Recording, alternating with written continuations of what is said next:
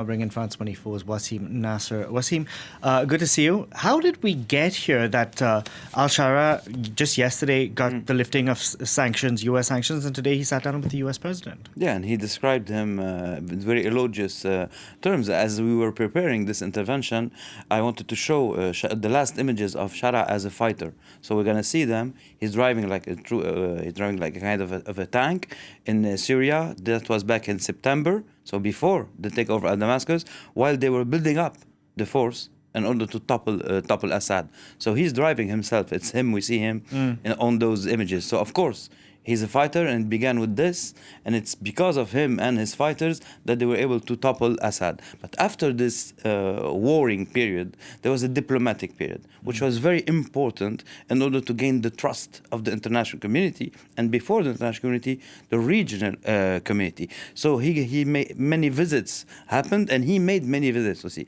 here we see him with the President Trump and the MBS, but he already visited Saudi Arabia before. His first trip out of Syria was towards Saudi Arabia. He visited Turkey. He visited with President Erdogan. He visited the UAE. He visited Qatar, and he even visited Bahrain a few days ago.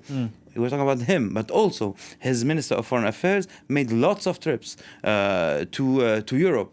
Before coming to France, they went to Geneva, to Davos. And here we see him with the Qataris, Ahmed al-Sharaa. And so we're going to see an image in order to explain this. We have this footage of his Minister of Foreign Affairs during the visit to Paris. So I shot those images. We're going to see him, and you'll see the whole crew, and we'll understand how they played it actually. On those images, if we are able to see them, maybe of Foreign Minister Shibani, so we see him, we see the head of intelligence actually, and we see also beside the head of intelligence, we see all the Syrians from with foreign nationalities. Here we see them. This is Ra'id al-Saleh and Shibani. Ra'id al-Saleh was the head of the White Helmets. Shibani is a companion. He made the policy of Ahmed al-Sharaa and getting out of jihadi organizations.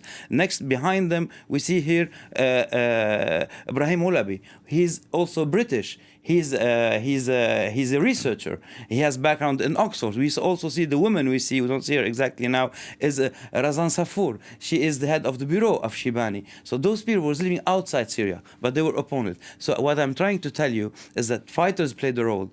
Shibani politically played a huge role, even before the takeover of Damascus. But it's their ability to get other Syrians from abroad to work towards this lifting of sanctions and gaining the trust of the international community, which made it work, and ended by the visit of Paris, which was really important because it was the first visit to Europe. The first visit to a permanent member of the Security Council, meeting President Macron.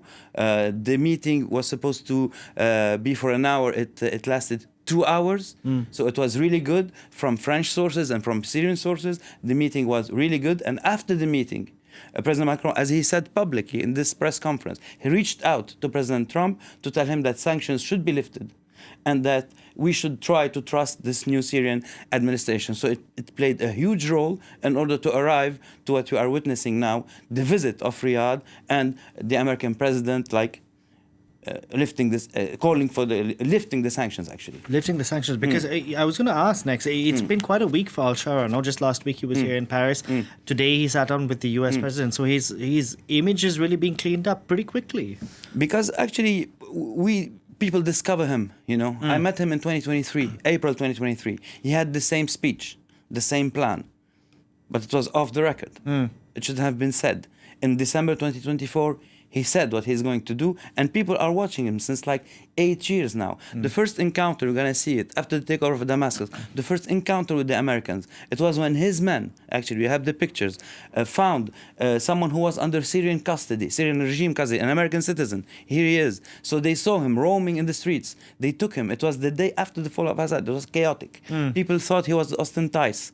People wanted the reward. So I met the people who took him out of the streets, who hid him, and then took him all the way. We're going to see maybe other pictures. They took him all the way way. They crossed Syria, Islamic State activity territory, all the way to the Tanaf base, the American base of Tanaf, to handle him. I'm going to see it on the next picture, directly to the commander, and here is behind me, the commander of the American forces in Syria. That was the first public encounter, actually. So the Americans had the time to test the new authorities. Another thing, a few weeks ago, there was an American team with a Qatari team looking for the remains of American hostages that were killed by the Islamic State in Damascus, under the protection of the new Syrian government. There's a committee that is being put up in order to find the unaccounted for Americans in Syria, including the journalist Austin Tice, who was under Syrian custody. Another issue which is very important for the Americans is Israel, of course. And we saw also the new administration talking about Israel and saying, Sharaa himself said it in December, we don't want any problems with Israel. His Minister of Foreign Affairs met Jewish delegations in New York. They went to the UN Assembly. They welcomed two Syrian Jewish American delegations in Damascus, one of them a few weeks ago. And as you know, the day before yesterday, the remains of an Israeli soldier who was killed in Lebanon in the beginning of the 80s were recovered by Israel from Syrian territory. You know, so they are trying to ease things up with Israel, saying that the agreements of 1974, which were made at the door of 1973, will be respected, and that they will not allow Iran and Iranian offshoots to operate, or Palestinian offshoots to operate from Syria against Israel. It's a long way still. And as we heard the President Trump a few minutes ago, they even talked of the Abraham Accords. Well, we'll see what Israel's leadership has to say about all of this. Thank you very much. That's $1 million question, Wassim Nasr there. Thank you.